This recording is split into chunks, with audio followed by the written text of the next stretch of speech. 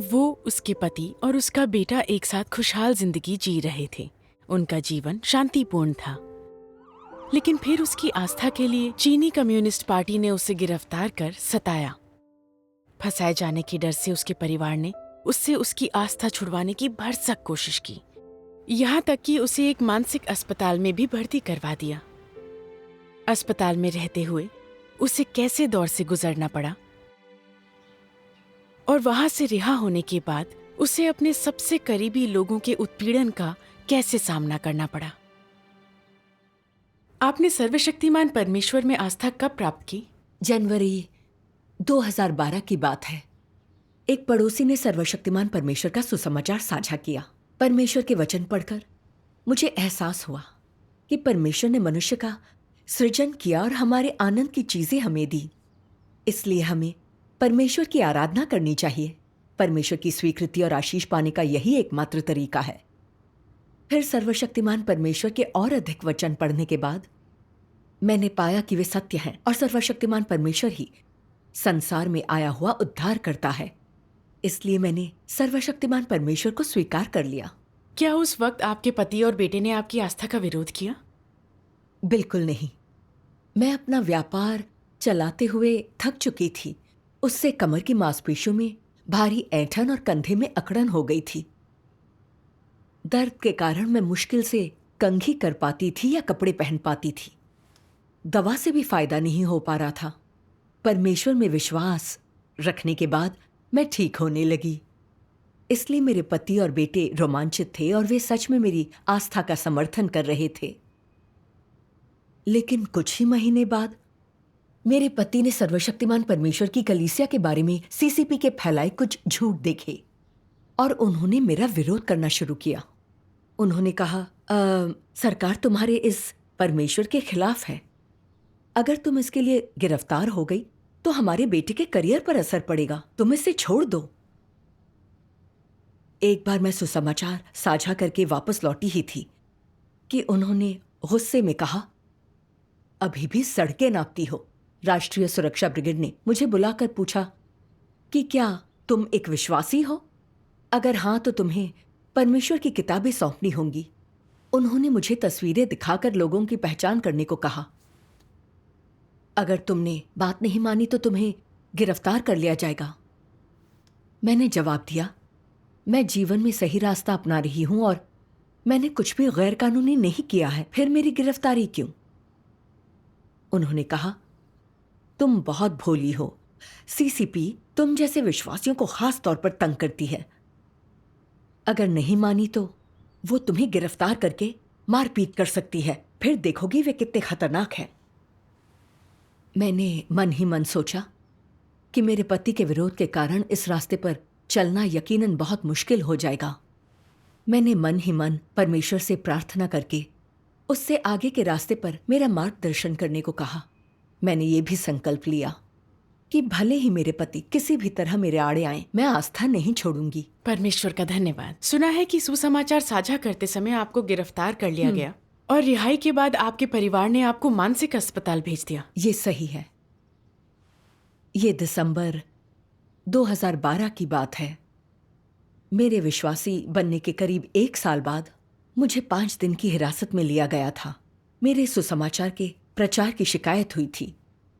रिहाई के दिन एक अफसर ने मुझे चेतावनी दी, बेहतर होगा तुम इसे छोड़ दो, वरना एक दिन तुम्हें यकीनन जेल जाना पड़ेगा।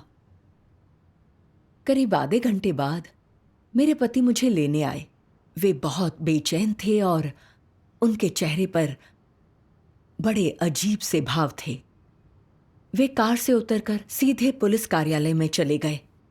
वहां अंदर उनके बीच क्या बातचीत हुई मुझे कुछ पता नहीं, और फिर वे मुझे घर ले गए। वहां पहुंचने पर मैंने देखा मेरा भाई, बहन और जीजाजी सभी बाहर मेरी प्रतीक्षा कर रहे थे। मैंने सोचा इन सब का मकसद मेरी आस्था का अभ्यास रोकना है। ऊपर से मेरा भाई राष्ट्रीय स्तर का नेता था। उसने मुझसे पहले भी इसे छोड़ने को कहा था, क्योंकि उसने ऑनलाइन जाकर सीसीपी के तरह तरह के झूठ देखे थे जिनमें कलीसिया का तिरस्कार किया गया था। उसने ये भी कहा कि मेरी आस्था मेरे बेटे के करियर पर बुरा असर डाल सकती है और हो सकता है उससे अफसर का पद भी छिन जाए। मैं जानती थी कि वो मुझ पर आस्था छोड़ने के लिए दबाव डालने आया है। मैंने जल्दी से प्रार्थना करके परमेश्वर से इन बाधाओं से मेरी रक्षा करने की विनती की। मेरे कार से उतरते ही मेरे भाई ने मेरे पास आकर मुस्कुराते हुए कहा, तुम्हें ये परमेश्वर वाला काम बंद कर देना चाहिए। बस घर पर रहो और यहाँ चीजों की देखभाल करो, अड़ियल मत बनो। तुम्हारे बेटे के पास अच्छी नौकरी है। अगर तुम ये सब करती रही तो वो खतरे में पड़ जाएगी। वो तुमसे हमेशा घृणा करेगा। फिर मेरे जीजाजी अपने दांत भींचकर हाथ यहां वहां घुमाते हुए मुझ पर चिल्लाने लगे, परमेश्वर में आस्था? कहाँ है परमेश्वर? मैं विश्वासी नहीं हूं, फिर भी अच्छी जिंदगी जी रहा हूं। फिर मेरे पति ने गुस्से से कहा, हमारे बेटे के लिए अच्छी नौकरी और सराहना पाना आसान नहीं था। अगर तुम्हारी आस्था के कारण उसकी नौकरी चली गई तो बताओ क्या होगा? मेरी बहन ने आगे आकर मुझसे कहा, सुन, तुझे ये छोड़ देना चाहिए। तेरे पति तुझे अच्छे से रखते हैं, तेरे बेटे के पास अच्छी नौकरी है। बस अपने परिवार का तू ठीक से ध्यान रख, समझी? ये सब सुनकर मैंने सोचा कि बेटे की शिक्षा की खातिर मेरे पति और मैंने कड़ी मेहनत की थी और अब उसे एक अच्छी नौकरी मिल गई है। अगर मेरी आस्था के कारण वाकई उसकी नौकरी छूट गई तो शायद पूरी जिंदगी वो मुझसे नफरत करे। लेकिन फिर मैंने सोचा कि अपनी आस्था छोड़ देना परमेश्वर को धोखा देना होगा। मैंने उन सत्यों को याद किया जो मैंने एक विश्वासी के रूप में जाने थे। मैं जानती थी कि एक सृजित प्राणी के लिए परमेश्वर की आराधना करना सही चीज है, चलने का सही मार्ग है। और परमेश्वर ने मेरे घाव भी भरे हैं। मैं इतनी विवेक शून्य नहीं हो सकती। मैंने अपने दिल में परमेश्वर से प्रार्थना की, हे परमेश्वर, मेरा परिवार मुझे मेरी आस्था छोड़ने पर मजबूर कर रहा है। तुम मुझे आस्था और शक्ति दो। फिर मैंने परमेश्वर के इन वचनों को याद किया। परमेश्वर द्वारा मनुष्य के भीतर किए जाने वाले कार्य के प्रत्येक चरण में बाहर से यह लोगों के मध्य अंतःक्रिया प्रतीत होता है, मानो ये मानव व्यवस्थाओं द्वारा या मानवीय हस्तक्षेप से उत्पन्न हुआ हो। पर्दे के पीछे सब कुछ शैतान और परमेश्वर के बीच बाजी है, जिसमें अपेक्षित है कि लोग परमेश्वर के लिए दृढ़ गवाही दें। जब अय्यूब की परीक्षा हुई, पर्दे के पीछे शैतान ने परमेश्वर से दांव लगाया। अय्यूब के साथ जो हुआ वो मनुष्यों का कर्म और हस्तक्षेप था। परमेश्वर द्वारा तुम लोगों में किए गए कार्य के हर कदम के पीछे शैतान की परमेश्वर के साथ बाजी होती है। इस सब के पीछे एक संघर्ष होता है। मैं समझ गई कि मेरे परिवार का मेरे खिलाफ एकजुट होना वास्तव में शैतान द्वारा मेरी परीक्षा लेना और मुझ पर हमला करना था। मेरा परिवार पार्टी के झूठ से प्रभावित हो गया था और मुझे डराने के लिए मेरे बेटे की नौकरी का इस्तेमाल कर रहा था ताकि मैं परमेश्वर को धोखा दे दूं। मैं शैतान की चाल में नहीं फंस सकती थी, बल्कि मुझे परमेश्वर की गवाही देनी थी। फिर मेरे मन में ये बात भी कौन थी कि बेटे की नौकरी परमेश्वर के शासन और व्यवस्थाओं की बदौलत है। कोई भी उसे बदल नहीं सकता। जैसा कि परमेश्वर कहता है, मनुष्य का भाग्य परमेश्वर के हाथों से नियंत्रित होता है। तुम स्वयं को नियंत्रित करने में असमर्थ हो। हमेशा अपने लिए भाग दौड़ करते रहने के बावजूद मनुष्य स्वयं को नियंत्रित नहीं कर पाता। यदि तुम अपने भविष्य की संभावनाओं को जान सकते, यदि तुम अपने भाग्य को नियंत्रित कर सकते, तो क्या तुम तब भी एक सृजित प्राणी होते? इसलिए मैंने कहा, आस्था रखना जीवन का सही मार्ग है और मैंने कोई नियम नहीं तोड़ा है। कम्युनिस्ट पार्टी का मुझे गिरफ्तार करना और आप सबको इसमें घसीटना पार्टी की दुष्टता है। आपको मेरा दमन नहीं करना चाहिए, मेरी आस्था में आड़े नहीं आना चाहिए। आप सभी जानते हैं, विश्वासी बनने से पहले मैं अपने घाव का ख्याल भी नहीं रख पाती थी। आस्था के बाद मैं बिल्कुल ठीक हो गई और ये सब परमेश्वर के आशीष के कारण था।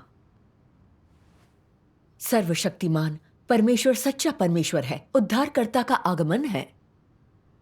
आपदाएं बड़ी से बड़ी होती जा रही हैं और सर्वशक्तिमान परमेश्वर ने अनेक सत्य व्यक्त किए हैं। उसने मनुष्यों को पापों और आपदाओं से बचाने के लिए ऐसा किया है ताकि हमें उसकी रक्षा मिल सके और हम आपदाओं से बचकर उसके राज्य में प्रवेश कर सकें। अगर मैं कम्युनिस्ट पार्टी द्वारा सताए जाने से डरकर अपनी आस्था छोड़ दूं, तो उद्धार का अपना मौका खो दूंगी। आप जितना भी विरोध करें, मैं अपनी आस्था के प्रति प्रतिबद्ध हूं।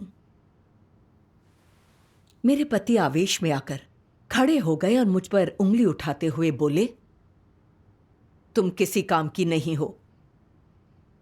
फिर उन्होंने और मेरे भाई ने एक दूसरे की तरफ देखा और वे साथ साथ घर की ओर चले गए और न जाने किस बारे में बात करने लगे। मैं बड़ी उलझन में थी। ऐसे नजर बचाकर ये दोनों क्या बातें कर रहे हैं? जल्दी ही वे दोनों वापस लौट आए। मेरे भाई ने मेरी बहन की ओर देखा, फिर वो एक रहस्यमय मुस्कान के साथ बोला, चलो कुछ खाने के लिए लेकर आते हैं। मेरी बहन और मेरे जीजाजी दोनों मुझ पर झपट पड़े। दोनों ने मेरा एक एक हाथ पकड़कर मुझे कार की ओर खींचा। मुझे लगा कुछ तो गड़बड़ है। मैंने उनके हाथ झटकने की कोशिश की और कहा कि मुझे नहीं जाना, लेकिन उन्होंने बस मुझे कार के अंदर धकेल दिया। करीब आधे घंटे चलने के बाद कार रुक गई। देखकर मुझे अचरज हुआ कि हम एक मानसिक अस्पताल में थे।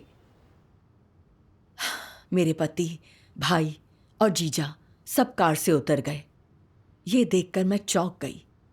क्या वे सच में मुझे पागलखाने भेज रहे हैं? मैं सोचने लगी कि मुझे कार से निकलकर भागना होगा, लेकिन सुरक्षा ताले के कारण मैं अंदर बंद थी।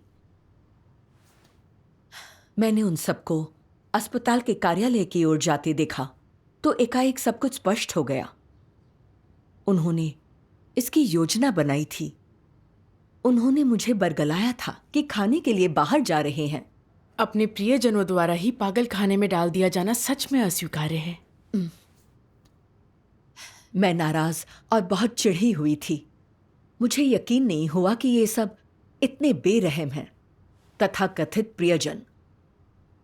मुझे याद आया कि जब मेरे पति मुझसे पुलिस थाने में मिले थे, तब उन्होंने अंदर पुलिस वाले से थोड़ी बात की थी और मेरे परिवार के लोग खाना खाने जाने की बात पर कैसे एक दूसरे को इशारे कर रहे थे।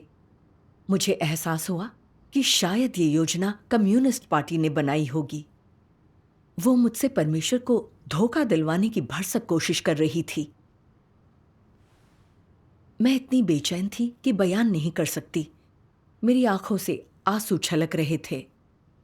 मैंने उनसे गुस्से से कहा, मैं परमेश्वर की विश्वासी हूं, इसलिए आप सब मुझे यातना देने के लिए यहां लाए हैं। पागल तो आप सब हैं। आप जो कर रहे हैं वो सरासर गलत है। आपको सजा मिलेगी। तभी अस्पताल से कुछ अर्दली मुझे बांधने के लिए कुछ बेड़ियां लेकर बाहर आए। मेरे पति, भाई और जीजाजी बस वहां खड़े मुझे देखते रहे, एक शब्द भी नहीं बोले। मेरा दिल टूट चुका था। मैं मायूस थी। मैंने कभी बुरे से बुरे सपने में भी कल्पना नहीं की थी कि मेरा परिवार सिर्फ अपने हितों की रक्षा के लिए फंसाए जाने से बचने के लिए कम्युनिस्ट पार्टी के सारे झूठ सुनेगा और मुझे एक मानसिक अस्पताल में डाल देगा, जहां मेरे बिल्कुल स्वस्थ होने के बावजूद मेरा ख्याल किए बिना मुझे यातना दी जाएगी। ये सब प्रियजन नहीं, ये सब तो दानव हैं। ये सोचकर उस वक्त मैं अपने आंसू नहीं रोक पाई। मैंने उनकी तरफ देखा भी नहीं। मैंने अर्दलियों से गुस्से से कहा, मैं बीमार नहीं हूं। ये मुझे फंसा कर यहां लाए हैं, इलाज के लिए मजबूर कर रहे हैं, सिर्फ इसलिए कि मैं परमेश्वर में विश्वास रखती हूं। आपने इस पर गौर भी नहीं किया है। आप मुझे बांध क्यों रहे हैं? लेकिन उन्होंने मेरी बात पर कोई ध्यान नहीं दिया। उन्होंने मुझे विक्षिप्त मरीज के रूप में दाखिल कर लिया और वार्ड पर ताला लगा दिया। जहां सभी गलियारों, दरवाजों और खिड़कियों में धातु की छड़ें लगी थीं। मेरा कमरा तकरीबन 40 से 50 वर्ग फुट का था और बिल्कुल खाली था। उसमें बस एक खाट और उस पर एक गंदी सी रजाई पड़ी हुई थी, जिस पर अभी भी पेशाब के पुराने धब्बे लगे हुए थे। पेशाब की बहुत तेज बदबू आ रही थी। कमरे में संडास नहीं था। हॉल में स्त्री पुरुष दोनों के लिए बस एक ही बाथरूम था, जिस पर ताला लगा था। जब भी बाथरूम जाना होता, अर्दली को ढूंढना पड़ता। अगर वे व्यस्त होते तो दरवाजा न खोलते, मुझे बस रोके रहना पड़ता।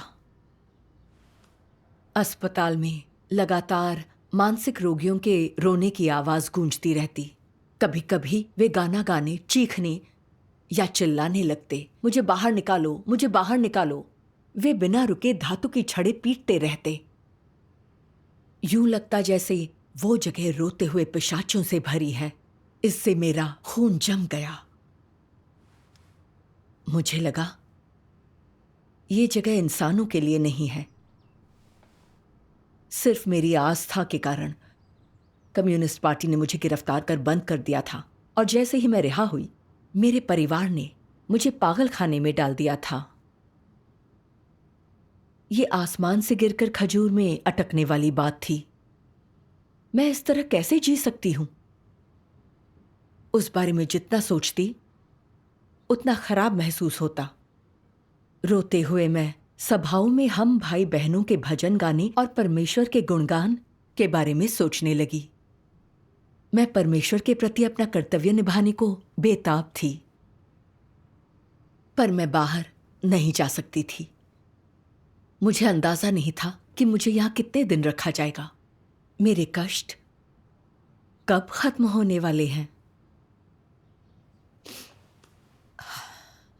मैंने प्रार्थना की, हे परमेश्वर, मैं मानसिक रोगियों के साथ बंद हूं, बहुत ज्यादा दुखी हूं।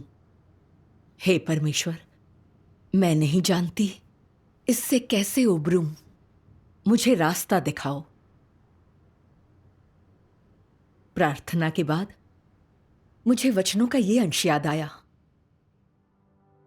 तुम सब लोगों को शायद ये वचन स्मरण हो, क्योंकि हमारा पल भर का हल्का सा क्लेश हमारे लिए बहुत ही महत्वपूर्ण और अनंत महिमा उत्पन्न करता जाता है।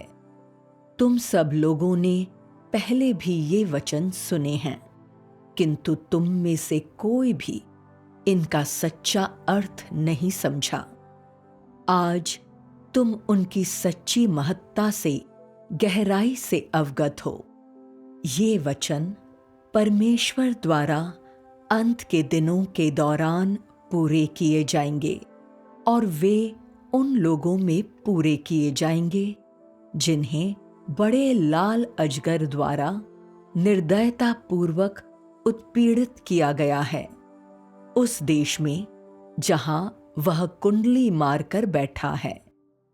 बड़ा लाल अजगर परमेश्वर को सताता है और परमेश्वर का शत्रु है, और इसीलिए इस देश में परमेश्वर में विश्वास करने वाले लोगों को इस प्रकार अपमान और अत्याचार का शिकार बनाया जाता है, और परिणाम स्वरूप ये वचन तुम लोगों में, लोगों के इस समूह में पूरे किए जाते हैं। चूंकि परमेश्वर का कार्य उस देश में आरंभ किया जाता है जो परमेश्वर का विरोध करता है, इसलिए परमेश्वर के कार्य को भयंकर बाधाओं का सामना करना पड़ता है, और उसके बहुत से वचनों को संपन्न करने में समय लगता है। इस प्रकार परमेश्वर के वचनों के परिणाम स्वरूप लोग शुद्ध किए जाते हैं, जो कष्ट झेलने का भाग भी है। परमेश्वर के लिए बड़े लाल अजगर के देश में अपना कार्य करना अत्यंत कठिन है, परंतु इसी कठिनाई के माध्यम से परमेश्वर अपने कार्य का एक चरण पूरा करता है। अपनी बुद्धि और अपने अद्भुत कर्म प्रत्यक्ष करता है और लोगों के इस समूह को पूर्ण बनाने के लिए इस अवसर का उपयोग करता है। मैं समझ गई कि पार्टी परमेश्वर की घोर दुश्मन है और ये लोगों को आस्था रखने नहीं देगी। सर्वशक्तिमान परमेश्वर सत्य व्यक्त कर रहा है, इसलिए पार्टी विश्वासियों को गिरफ्तार कर सता रही है और सर्वशक्तिमान परमेश्वर की कलीसिया की निंदा करने के लिए अफवाहें फैला रही है ताकि उन लोगों को धोखा दे सके जो सत्य नहीं जानते। ये विश्वासियों के परिवार के सदस्यों को फंसा देती है, उनके पूरे करियर बर्बाद कर देती है, जिससे वे अपने जीवन में विश्वासियों से घृणा करने लगें। ये विश्वासियों को परमेश्वर को धोखा देने के लिए मजबूर करती है। पार्टी बहुत ज्यादा ही दुष्ट है। पार्टी ने मेरे परिवार को गुमराह किया, जिससे वे उसका साथ देने लगे और मुझे सताने लगे, यहां तक कि मुझे मानसिक अस्पताल में डाल दिया। वो बहुत भयानक जगह थी, मगर मैं कम्युनिस्ट पार्टी के दुष्ट सार को अच्छी तरह समझ गई। परमेश्वर इस प्रकार मेरी आस्था को पूर्ण कर रहा था, इसलिए मुझे परमेश्वर की गवाही देनी थी। इस विचार के आने पर मैंने प्रार्थना करके परमेश्वर से मेरा साथ देने और दुष्ट शैतान से मेरी रक्षा करने की विनती की। शैतान मेरा जितना दमन करता, परमेश्वर में मेरा विश्वास उतना बढ़ता। अस्पताल में दूसरे दिन एक अर्दली मेरे लिए एक गोली लाया। मैं गुस्सा होकर उससे बोली, मैंने कहा है मुझे बीमारी नहीं है, मैं बिल्कुल सामान्य हूं, मैं इसे कभी नहीं खाऊंगी। उसने कहा, बिना समस्या के यहां कोई नहीं आता। अगर तुम सहयोग करोगी तो ठीक हो जाओगी और जल्दी बाहर जा सकोगी। लेकिन चाहे उसने कुछ भी कहा, मैं उसे लेने से डर रही थी। लेकिन तीसरे दिन एक गंभीर रूप से परेशान व्यक्ति को वहां दाखिल किया गया और मुझे वार्ड नंबर 3 में भेजा गया क्योंकि वहां अतिरिक्त बिस्तर नहीं था। उस वार्ड पर उतना सख्त नियंत्रण नहीं था, मैं बाहर आ जा सकती थी। वहां मैंने देखा कि कुछ मरीजों की पतलूनें इतनी फटी हुई थीं कि उनके नितंब दिख रहे थे। उनके चेहरे और गर्दन बहुत मैले थे और उनके बाल चिड़िया के घोंसले जैसे थे। कुछ लोगों के कपड़े बहुत गंदे और तेल से सने थे, देखकर उल्टी आती थी। उस वार्ड में मेरे कमरे में पहले से ही 2 और महिलाएं थीं।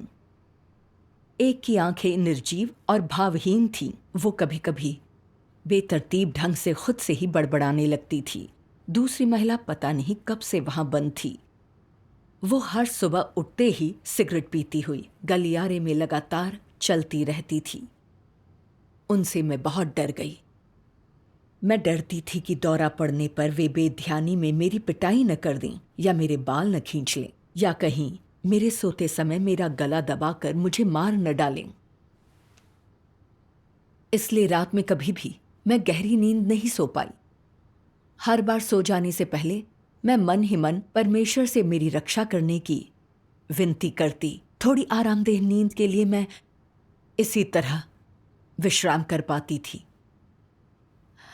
हर दिन एक अर्दली आकर एक एक करके हमें दवा दे जाता। मैं दवा तभी खाती जब वो सीधे मेरी आंखों में घूरता, वरना मैं गोली न निगलती, बल्कि बाथरूम जाने पर उसे फेंक देती। एक बार एक दूसरी मरीज ने मुझे गोली फेंकते हुए देख लिया और मुझसे बोली, तुम ऐसा नहीं कर सकती। एक बार एक अर्दली ने मुझे दवा फेंकते हुए पकड़ लिया था। उसने मुझे कई थप्पड़ मारे। फिर उसने प्लास्टिक की एक नली मेरी नाक में डाल दी और उसके जरिए जबरन दवा पिला दी। उससे मुझे बहुत ज्यादा दर्द हुआ। मैं कभी नहीं जान पाई कि क्या उस औरत ने अर्दलियों को मेरे दवा फेंकने के बारे में बता दिया था। लेकिन इसके बाद से अस्पताल के कर्मचारी मरीजों पर कड़ी नजर रखने लगे। अर्दली एक चौकोर मेज के पास खड़े हो जाते और एक फ्लैशलाइट लेकर ये सुनिश्चित करते कि हमने अपना मुंह खोलकर दवा निगल ली है या नहीं। मेरे पास कोई विकल्प नहीं था। कुछ दिन बाद कमरों की जांच के लिए निदेशक आए और मुझसे पूछ बैठे, क्या महाआपदा 21 तारीख को आएगी? मुझे बहुत अजीब लगा। मैंने कहा, आपदा कब आएगी ये तो सिर्फ परमेश्वर बता सकता है। उसका जवाब था, तुम्हारी सेहत ठीक नहीं, खुराक बढ़ानी पड़ेगी। इसके बाद से मुझे एक के बजाय हर दिन 2-2 गोलियां खानी पड़ी। मैं आग बबूला हो गई। निदेशक को कोई अंदाजा नहीं था कि मैं सचमुच बीमार हूं या नहीं। उसने यूं ही खुराक दुगनी कर दी। वो इंसान के जीवन की कद्र नहीं करता था। अस्पताल जीवन बचाने की जगह होनी चाहिए, लेकिन ये सीसीपी द्वारा ईसाइयों को सताए जाने की जगह बन गया था। पार्टी मेरी आस्था के कारण दुर्भावना के साथ मुझे हानि पहुंचा रही थी। मुझे उससे बहुत ज्यादा घृणा हो गई। दवा लेने के 10 दिन बाद मेरे लिए चलना भी मुश्किल हो गया। मैं सोचने लगी, कहीं ये मुझे दी जाने वाली दवा का असर तो नहीं। मुझे बहुत ही अजीब लग रहा था। पहले मैं बिल्कुल ठीक थी, लेकिन दवा से मेरी तबीयत बिगड़ जाएगी। और मुझे लगा, हर दिन इन सब मानसिक रोगियों के बीच दुखी और उदास रहकर मैं भी इस यातना से जल्दी ही मानसिक रोग का शिकार हो जाऊंगी। वहां रहना सच में हताशा और दुख देने वाला था। लेकिन उन हालात में भी आपने परमेश्वर का मार्गदर्शन तो जरूर देखा होगा। हाँ, देखा था। मैं परमेश्वर से बहुत प्रार्थना करती थी और उसके मार्गदर्शन से ही मैं इससे निकल पाई। मुझे याद है, एक बार प्रार्थना के बाद मैंने प्रभु यीशु द्वारा लाजर को उसकी मजार से निकाले जाने की बात याद की। वो 4 दिन पहले मरा था, लेकिन परमेश्वर ने कुछ ही वचनों से उसे फिर से जीवित कर दिया। परमेश्वर सर्वशक्तिमान है। मनुष्य के भाग्य पर उसका शासन है। मेरा जीवन भी उसी के हाथ में है। मैंने परमेश्वर के इस वचन को याद किया, संसार की समस्त चीजों में से ऐसी कोई चीज नहीं है जिसमें मेरी बात आखिरी न हो। क्या कोई ऐसी चीज है जो मेरे हाथ में न हो? इस दवा से मैं पागल तो नहीं हो जाऊंगी? और मैं यहां से बाहर कब निकल पाऊंगी? ये सब परमेश्वर के हाथ में है। मुझे अपनी आस्था और परमेश्वर का सहारा लेकर इससे उबरना होगा। इस विचार ने मेरी आस्था को मजबूती दी। मेरा डर कम हो गया था। एक शाम करीब 2-3 हफ्ते बाद मेरे मन में कौन था कि मैं परिवार को बुलाकर देख सकती हूँ कि क्या मैं यहाँ से जल्दी निकल सकूंगी। अगली सुबह मेरे पति गाड़ी चलाकर अस्पताल पहुंचे। मैंने उनसे मुझे वहां से निकालकर ले जाने को कहा, क्योंकि ये इंसानों के रहने की जगह नहीं है। यहाँ स्वस्थ इंसान भी पागल हो जाएगा। उन्होंने इस पर चर्चा करने के लिए मेरे भाई को फोन किया और मैंने अपने भाई को फोन पर यह कहते सुना, पहले उससे आस्था छोड़ने की गारंटी पर हस्ताक्षर लीजिए, फिर वो बाहर आ सकती है।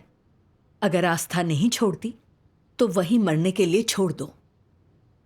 मैंने कभी नहीं सोचा था कि मेरा सगा भाई मेरे लिए ऐसी बात कह सकता है। ये सच में बहुत डरावनी बात थी। वो मेरा परिवार नहीं, मनुष्य के चेहरे वाला एक दानव था। मैंने गुस्से से अपने पति से कहा, ऐसे मेरा दमन करना चाहते हैं तो जीने का क्या फायदा? अगर मुझे आज यहां से बाहर नहीं निकाला तो मैं अपनी जान दे दूंगी। उसने क्रूरतापूर्वक जवाब दिया, तुमने अपनी आस्था नहीं छोड़ी तो बाहर नहीं निकलोगी, जिंदगी भर यही सड़ती रहोगी। मुझे बाहर निकालने का उनका कोई इरादा न देखकर मैंने मन ही मन सोचा, अगर इसने मुझे यहां छोड़ दिया तो मुझे बाहर निकलने का रास्ता कभी नहीं मिलेगा। फिर मैं आस्था का अभ्यास कैसे करूंगी? इसलिए मैंने उनसे चालाकी से कहा, मैं अब विश्वास नहीं रखती। इस पर वे मुझे घर ले जाने को राजी हो गए। परमेश्वर का धन्यवाद। घर जाने के बाद क्या आप सभाओं में भाग ले पाईं और परमेश्वर के वचन पढ़ पाईं? मेरे पति लगातार मेरा पीछा कर मुझ पर नजर रख रहे थे। वे मुझे सभाओं में नहीं जाने देते थे, परमेश्वर के वचन नहीं पढ़ने देते थे। दोपहर को मेरे झपकी लेने के दौरान वे ये देखने अंदर आते कि कहीं मैं परमेश्वर के वचन तो नहीं पढ़ रही। पर MP5 प्लेयर पर मैं चुपचाप परमेश्वर के वचन पढ़ लेती थी। फिर एक सुबह उसे चार्ज करते समय उन्होंने मुझे पकड़ लिया।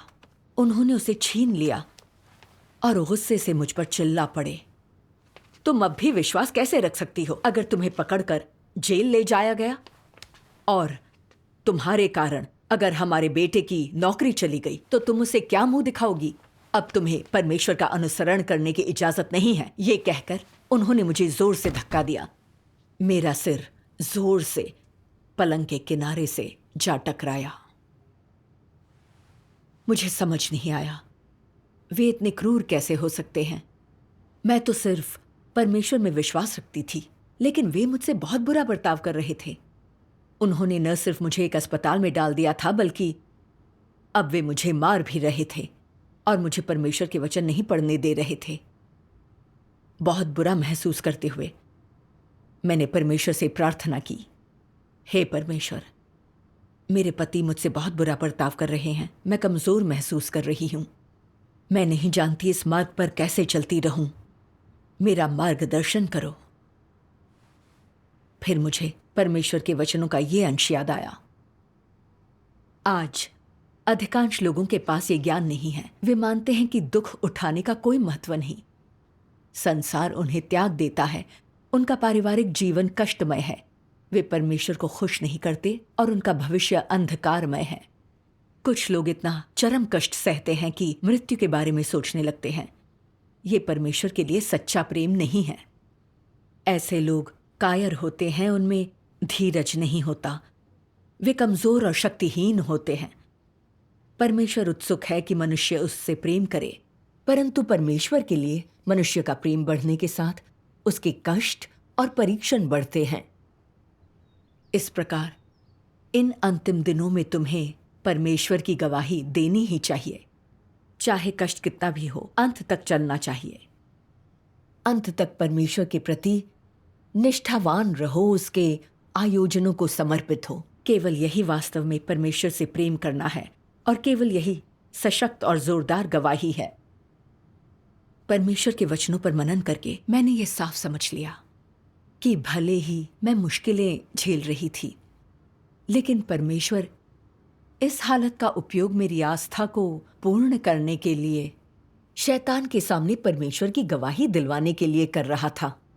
ये परमेश्वर का प्रेम था। लेकिन मैं अपने कष्टों के कारण बहुत कमजोर महसूस कर रही थी। मैं समझ गई कि मैं कितनी कायर हूं। फिर मैंने अपने पति के व्यवहार के बारे में सोचा।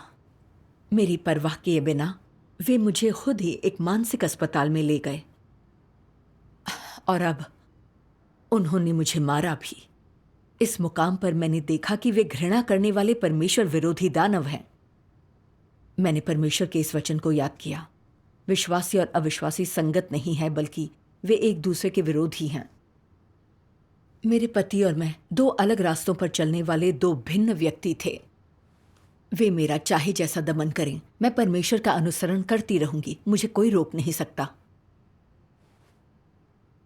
इसलिए मैंने उनसे कहा, चलिए तलाक ले लें। आप सांसारिक मार्ग पर हैं, धन के पीछे भाग रहे हैं, और मैं आस्था के मार्ग पर हूं। हम अलग अलग रास्तों पर हैं, हम में समानता नहीं है। आप हमारे बेटे के लिए डर रहे हैं, हमें तलाक ले लेना चाहिए। फिर मेरी आस्था का आप दोनों पर असर नहीं होगा। मुझे आपकी कोई संपत्ति नहीं चाहिए। मुझे सिर्फ एक कमरा, रहने के लिए एक जगह चाहिए, ताकि मैं परमेश्वर का अनुसरण कर सकूं। इस पर उन्होंने क्या कहा? उन्होंने कहा, मैं जानता हूं तुम एक अच्छी औरत हो, मुझे तलाक नहीं चाहिए। मैंने उनसे कहा, तलाक नहीं चाहिए तो मुझे मेरी आज़ादी दीजिए। मैं एक विश्वासी हूं, आप मेरे आड़े नहीं आ सकते। उन्होंने कहा, तुम आज़ाद हो, लेकिन पहले तुम्हें सहमति पत्र पर दस्तखत करने होंगे कि तुम सर्वशक्तिमान परमेश्वर को छोड़ दोगी। ये सुनकर मैंने कहा, मुझे अपनी आस्था रखनी है, मैं हस्ताक्षर नहीं करूंगी। ये सुनते ही वे अवाक हो गए। इसके बाद ये देखकर कि वे मुझे विश्वास रखने से नहीं रोक सकते, उन्होंने मेरी आस्था के अभ्यास में उतनी ज्यादा बाधा नहीं डाली। मैं कलीसिया का जीवन जी पाई और सामान्य रूप से अपना कर्तव्य निभा पाई। परमेश्वर का धन्यवाद। परमेश्वर का धन्यवाद। सुना है कि आपके बेटे ने आपको फिर से मानसिक अस्पताल भेजना चाहा। क्या आप हमें उस बारे में बता सकती हैं? एक शाम मैं एक बहन के साथ नवागंतुकों के सिंचन के बारे में चर्चा करने गई। हमारे बैठते ही मेरा बेटा वहां पहुंच गया और उस बहन से गुस्से में बोला, आप ही ने मेरी मां को धर्मांतरित किया है। फिर उसने उस पर हाथ उठाने की कोशिश की। मैं अपने बेटे को रोकने के लिए उस पर झपटी। वो मुझे घसीट कर घर ले आया और गुस्से से बोला, तुम्हें ये सब छोड़ना होगा। देखो कलीसिया के बारे में वे ऑनलाइन क्या कह रहे हैं। फिर उसने सर्वशक्तिमान परमेश्वर की कलीसिया को बदनाम करने के लिए सीसीपी की झूठी बातों को दोहराया। इसके बाद वो चिल्लाया, डैड, मानसिक अस्पताल को फोन कीजिए और इसे वहां वापस भेज दीजिए। उसकी ये बात सुनकर मुझे लगा मेरा सिर फटने वाला है। मैंने कभी कल्पना भी नहीं की थी कि मेरा बेटा अपनी नौकरी बचाने की खातिर मुझे मेरी आस्था से दूर रखने के लिए अपने पिता के साथ हाथ मिला लेगा। यह बहुत क्रूर था। मैंने अपने पति को उस अस्पताल को फोन करते हुए सुना और उस ओर से मैंने उन्हें कहते सुना कि वहां जगह खाली नहीं है। मेरे पति ने कहा, चलो पुलिस को बुलाकर इसे यहां से ले जाने को कहते हैं।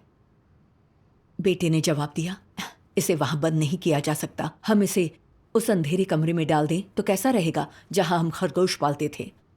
फिर वे दोनों मुझे जबरदस्ती उठाकर उस कमरे में ले गए, लोहे का दरवाजा बंद कर दिया और चले गए। ये देखकर कि पार्टी ने मेरे पति और बेटे को मेरे साथ इतना बर्बर होने के लिए किस तरह धोखा दिया था, मैं डर के मारे सिहर गई और दिल की गहराई से सीसीपी से और भी ज्यादा नफरत करने लगी। मैंने परमेश्वर के इन वचनों को याद किया, हजारों सालों से ये भूमि मलिन रही है, ये गंदी और दुखों से भरी हुई है।